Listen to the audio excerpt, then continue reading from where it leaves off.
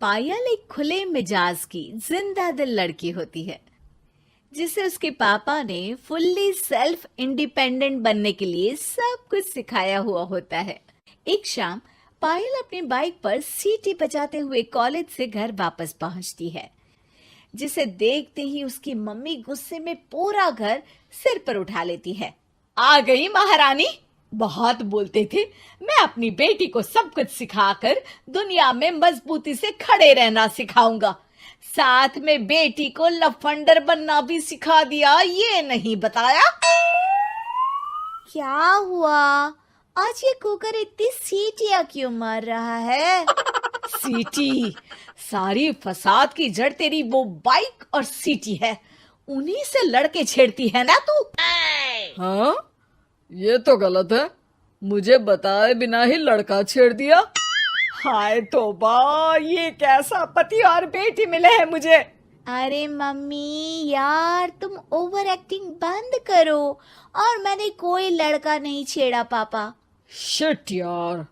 अच्छा मम्मी, आप पहले मुझे ये बताओ कि आपको ये सब बेकार बातें बताता कौन है? अच्छा, तूने कोई लड़का नहीं छेड़ा? अरे वही शर्मा आंटी, वही बताती रहती है, पर उसकी खबर तो मैं खुद ले लूंगी। अच्छा मेरी प्यारी बेटी, थक गई होगी ना, जा जाकर आराम कर बेटा। अचानक मम्मी को गर्म से नरम होते देख के पायल और उसके पापा कंफ्यूजन में एक दूसरे को देखने लगते हैं। आंखों से कुछ इशारे होते हैं और पायल वहां से चुपचाप चली जाती है। जिसके बाद रात को घर में सबके सोने के बाद दोनों पापा बेटी छत पर मिलते हैं। क्या खबर लाए हो? अरे तुम्हारी मम्मी तो हमसे भी तेज निकली, कोई खबर नहीं मिली। क्या यार पापा, पता नहीं अब मेरी मदर इंडिया कौन सा बम फोड़ेंगी। इसी के साथ दोनों अपने कमरे में वापस जाकर सो जाते हैं। अगली सुबह पायल जैसे ही कॉलेज जाने के लिए तैयार होकर कमरे से बाहर निकलती है तो उसकी मम्मी उसे लड़के वालों के सामने ले जाकर खड़ा कर देती है। जी, ये है मेरी बेटी पायल, थोड़ी चंचल है लेकिन बहुत नेक दिल और होशियार है। देखते ही देखते कुछ घंटों में पायल और शुभम का रिश्ता पक्का हो जाता है, जिसके कुछ दिनों बाद पायल शादी कर अपने ससुराल पहुंच जाती है। सोचा था मम्मी कोई बम फोड़ेंगी, पर उन्होंने तो सीधा मुझे उम्र कैद की सजा ही दे दी।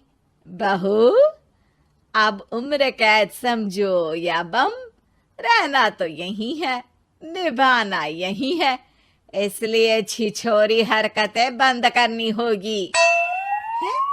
ये आप क्या बात कर रही हो? मैंने क्या किया? इतने मासूम ना बनो, मुझे तुम्हारे कारनामों के बारे में सब अच्छे से पता है। ऐसा बोलकर सास तो वहां से चली जाती है, लेकिन पायल सोच में पड़ी वहीं खड़ी रह जाती है। जिस पर शुभम उसके पास आता है।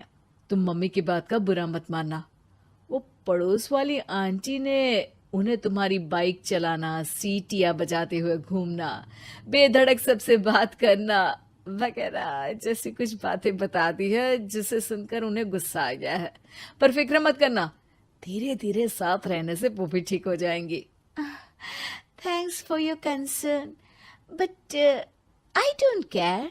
पायल सीधा अपने कमरे में चली जाती है।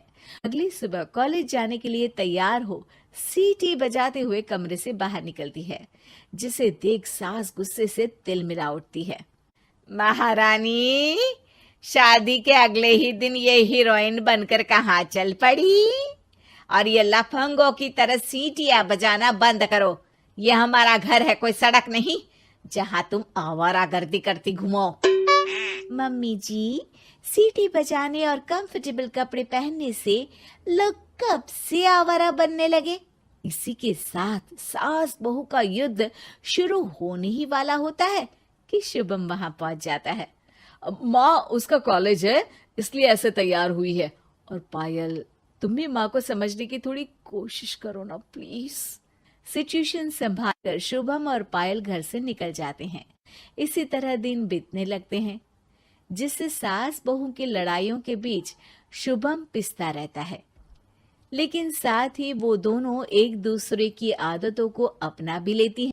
पर पायल का सीटी बजाना सास को आज भी नागवारा ही होता है। आसमान गिर जाएगा, धरती फट जाएगी, पर इसकी सीटी ना जी ना, कभी बंद नहीं होगी। अरे मम्मी जी, जब आप मेरे कुछ बोले बिना सीटी से ही समझ जाती हो कि मैं क्या बोल रही हूँ, फिर इसे बदलने की क्या जरूरत? यही तो हमारी यूनिकनेस है। पायल की बात से ज्यादा सहमत ना होते हुए भी सास हंस पड़ती है। उसी शाम पूरा परिवार घूमने जाने का प्लान बनाकर घर से निकल जाता है और उनके जाते ही घर में चोर घुस आते हैं और तभी वो सब भी दोबारा घर के अंदर आते हैं बाहर से। क्या यार पायल, एक शाम भी फोन के बिना नहीं रह सकती थी क्या? घर में ही तो फोन है, कहाँ चला जाता? अब जल्दी अंदर जाकर अपना फोन लाओ, मम्मी और मैं यहीं बाहर वेट करते हैं। ज्यादा बोल रहे हो, देखो अब और धीरे काम करूंगी। ऐसा बोलकर पायल घर के अंदर जाती है और बहुत देर तक बाहर निकल कर नहीं आती। अरे ये तो सच में जानबूझकर लेट करने लगी। चल कर देखते हैं ना। दोनों जैसे ही मेन डोर के नजदीक पहुंचते हैं, उन्हें पायल के सीटी बजाने की आवाज सुनाई देती है। हमें लेट करके खुद मजे से बैठी सीटियां बजा रही है। अरे गधे, ये मजा नहीं सजा है, जल्दी से पुलिस को फोन कर। माँ की बातों से कंफ्यूज्ड शुभम उसे देखता ही रहता है। सास खुद ही पुलिस को फोन कर देती है। कुछ देर बाद वो दोनों पुलिस के साथ घर के अंदर जाते हैं तो पायल एक कुर्सी पर बंधी होती है और सास को देखते ही दोबारा सीटी बजाने लगती है। सीटियों की दुकान फिर से शुरू हो गई तू? और क्या इन सबको कह रही है कि चोरा है चोरा है? तुझे कैद किया है, थोड़ा तो तरस खाकर डर हमसे। और प्यार से क्या बोल रहा है इससे? अरे इसके सर पर बंदूक लगा, ठोक दे इसको।